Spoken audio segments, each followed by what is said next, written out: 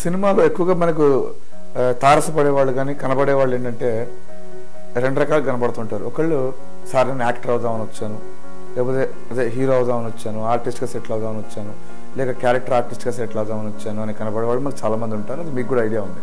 అలాగే కొందరు డైరెక్టర్ని అవుతాను సార్, నేను డైరెక్షన్ చేయాలనుకుంటున్నాను, పలానా డైరెక్టర్ పలానా సినిమాలో ఇన్స్పైర్ అయ్యి వచ్చాను, పలానా జానర్స్ అంటే నాకు చాలా ఇష్టం అంటూ కనబడే వాళ్ళు చాలామంది ఉంటారు. అలానే ఇప్పుడు కొందరు కథలు, సార్ నేను మంచి రైటర్ని, డైలాగ్స్ రాస్తాను, మంచి కథలు నా దగ్గర ఉన్నాయి, ఇలా కనబడే వాళ్ళు ఉంటారు. ఇలా కనబడ్డ వాళ్ళందరికీ నా వైపు నుండి ఒక ఐడియా ఏంటంటే, మీరు వెళ్ళే అంశాల్లో కానీ మీరు వెళ్ళే ఫీల్డ్లో కానీ మీకు బేసిక్స్ ఐడియా ఉన్నాయా, లేకపోతే you are going to get face lot of problems there. Subject మీద నాలెడ్జ్ లేకపోతే, సబ్జెక్ట్లో ఏముంటుందో తెలుసుకోకపోతే మీరు లాంగ్ రన్ వెళ్ళలేరు.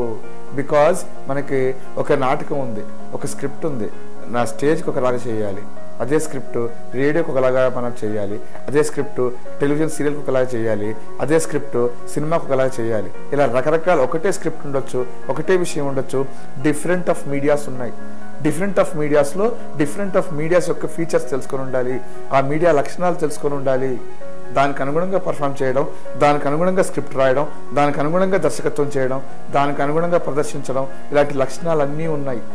దాంట్లో థియరీ ఉంది, మళ్ళీ ప్రాక్టికల్స్ ఉన్నాయి. ఇవన్నీ మనం తెలుసుకుని అడుగు పెడితే మీకు అక్కడ లాంగ్ రన్ ఉంటుంది.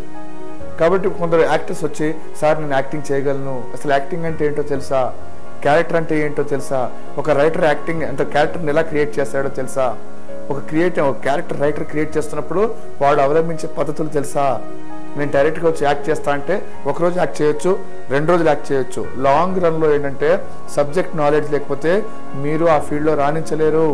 కాబట్టి మేజర్ థింగ్, మీరు వచ్చే అంశాల్లో కానీ మీరు నేర్చుకునే విషయాల్లో కానీ మీరు ఈ సినిమా ఫీల్డ్కి రావాలంటే ముందు ప్రీవియస్లో మీలో ఉన్న ఎక్స్పీరియన్స్ కానీ మీలో ఉన్న టాలెంట్ని కానీ మీలో ఉన్న నాలెడ్జ్ని కానీ ఒక్కసారి క్రాస్ చెక్ చేసుకోవడం చాలా ఇంపార్టెంట్.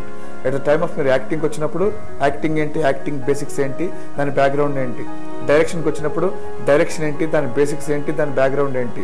నెక్స్ట్ అదే మీరు టెక్నికల్గా వచ్చినప్పుడు మీరు ఏ ఫీల్డ్లో వెళ్ళాలనుకుంటున్నారు, కెమెరామ్యానా, ఎడిటరా, అదర్వైజ్ సౌండా, ఇంకా ఎన్నో విధాలు మనకి టెక్నికల్ ఎలిమెంట్స్ ఉన్నాయి. దాంట్లో వెళ్ళాలంటే దాని బ్యాక్గ్రౌండ్, దాని బేసిక్స్ తెలుసుకుని అడుగు పెడితేనే చాలా బాగుంటుంది.